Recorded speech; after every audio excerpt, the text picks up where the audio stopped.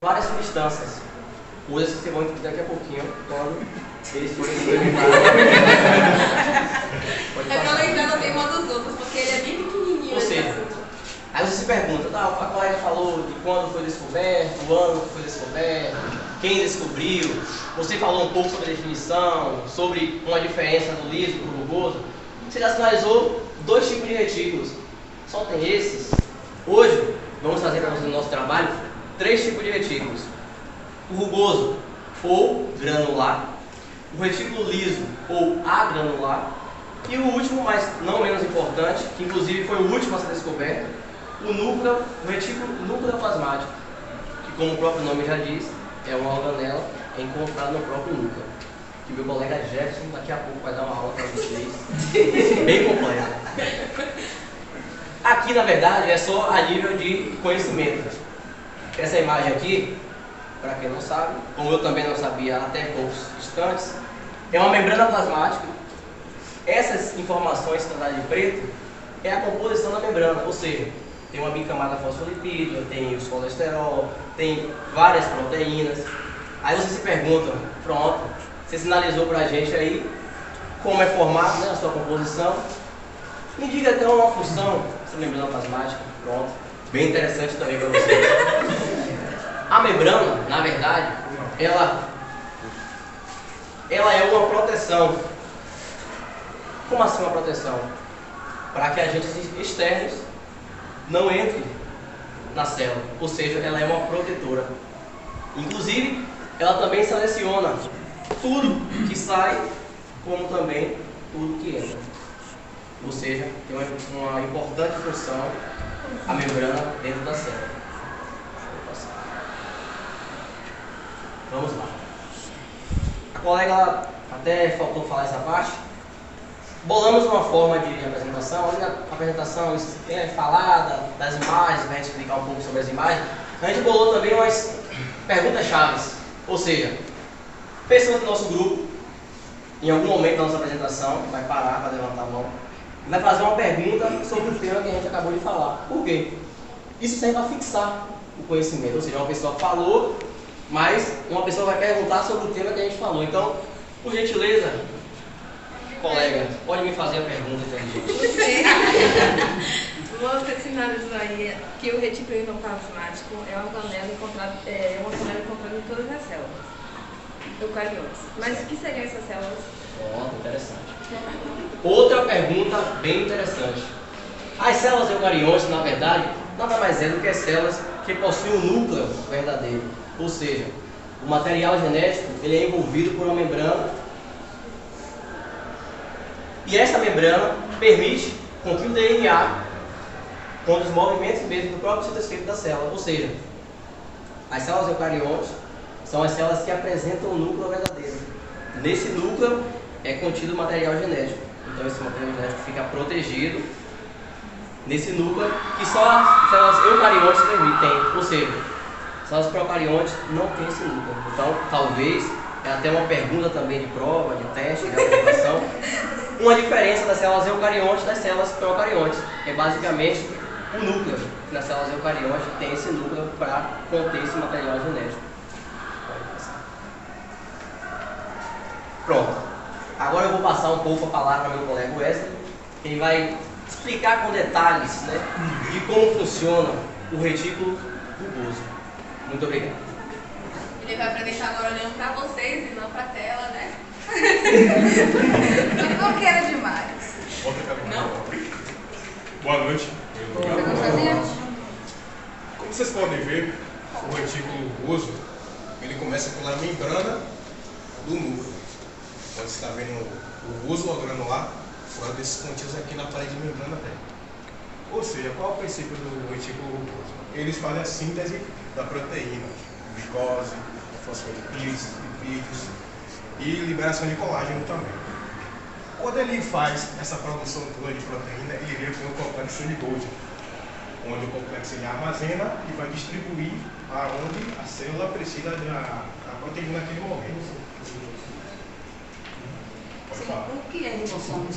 Ribossomos é como essas plaquinhas aqui, como eu falei antes. Vou falar como se fosse uma máquina de cartão. onde tem a parte pequena, que fica dentro dessas paredes membranosas, e tem a parte maior que fica de fora. Onde vem o RNA mensageiro que passa por dentro do ribossomo, que vai mandar uma mensagem para o ribossomo captar qual a proteína tem que ser feita para o sistema rugoso fazer a proteína, sintetizar a proteína e enviar para o complexo de Golgi e posteriormente vai para o núcleo. E aí ele termina tudo isso aqui, onde começa a soltar as proteínas para a célula. Aqui numa imagem melhor que vocês podem ver, né? A parede membranóide do complexo rugoso. E aqui são os ribossomos. São essas paredes aqui.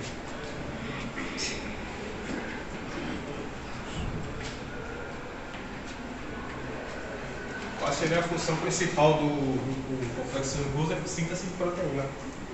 Ele vai sintetizar todas as proteínas possíveis para que a célula possa se regenerar e também o que ela precisa. A gente só passou aqueles 2 slides porque já foi dito todo o que tem aqui no conteúdo daquele slide, tá? Então não seria necessário colocar ele novamente para você explicar tudo novamente. E é onde termina a minha parte e começa com a parte do colega Rodrigo, complexo mesmo.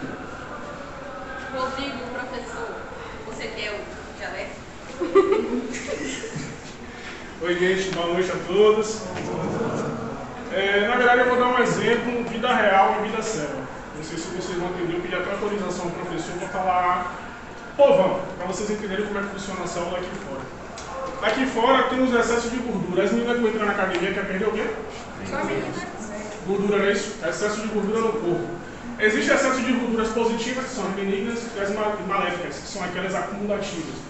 As benignas são aquelas que você consome alimentos naturais, vegetais, aqueles atributos que vêm da folha, que são de grande riqueza para o nosso corpo, para o nosso organismo.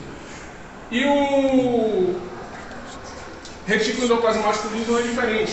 Diferente do rugoso, que fica aqueles caroços de umbu, é diferente, né? São os ribossomos.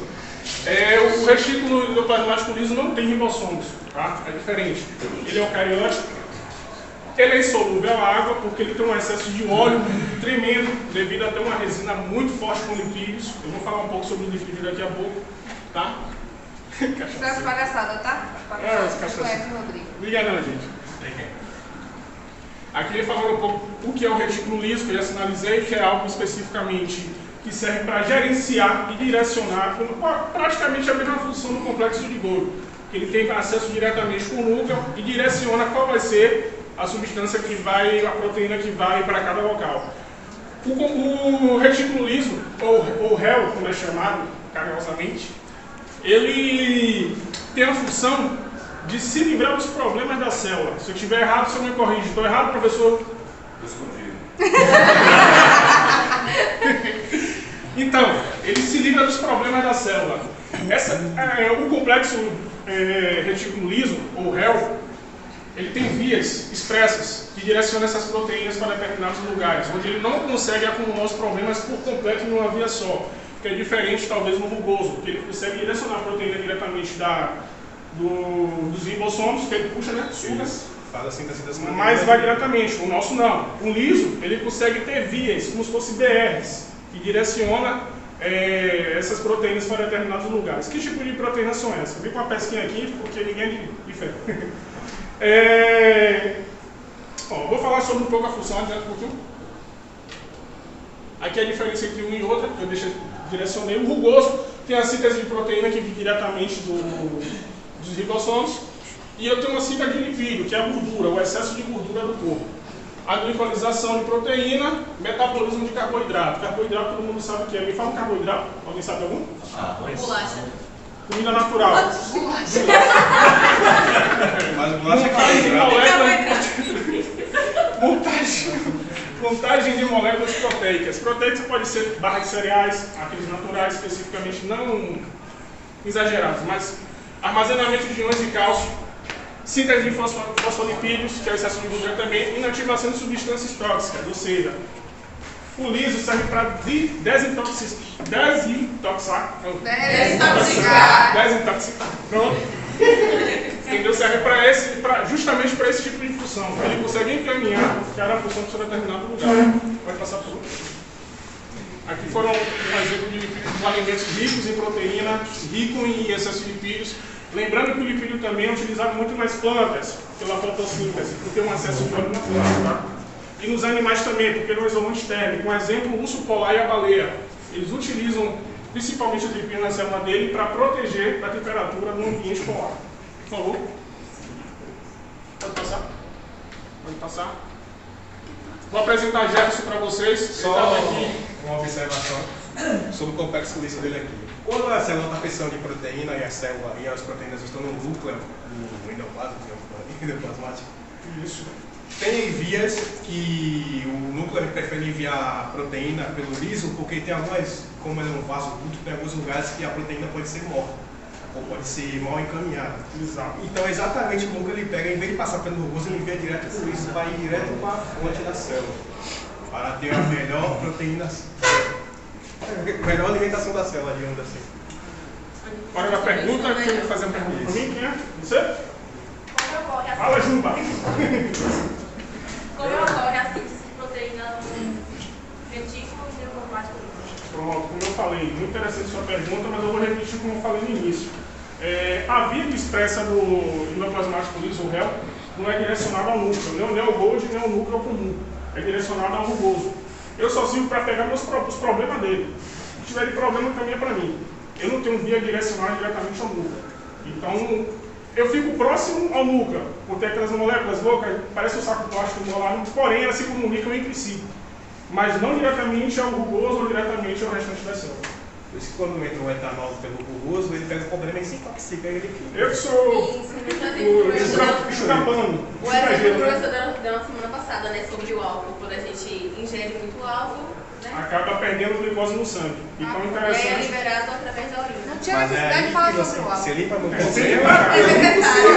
gente gosta de Tem que falar parar. sobre álcool.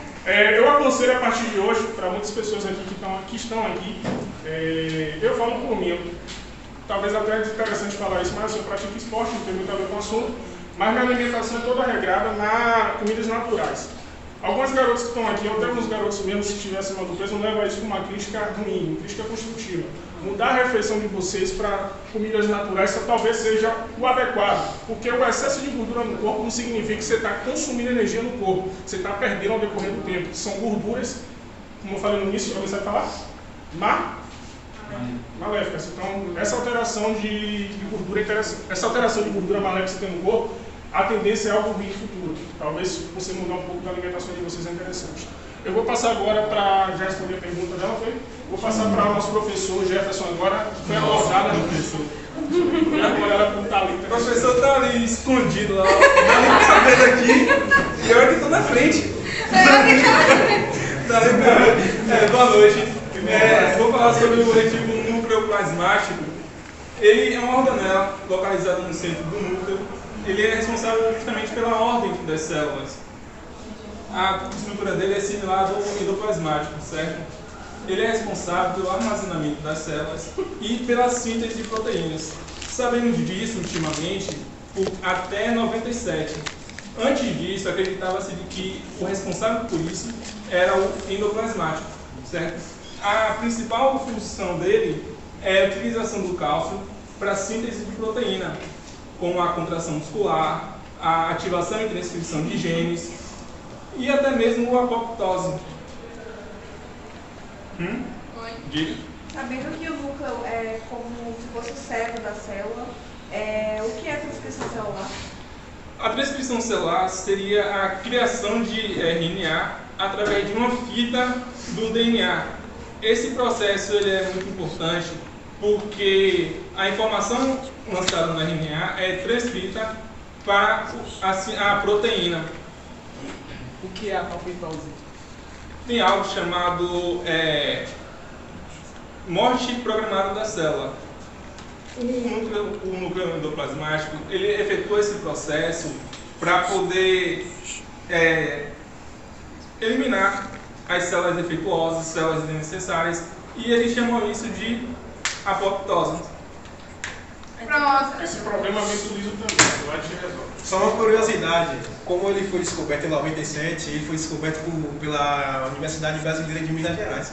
Ué, No caso, seria- ele tinha sido descoberto em 1945 por Claude. Não, E aí depois teve a terceira parte dele, que é um negócio complexo. E que quer desmontar confuso. Enfim, Uma parte, depois descobriu foi outra. descoberto por brasileiros em parceria com britânicos. Ou seja, tem uma parceria nossa.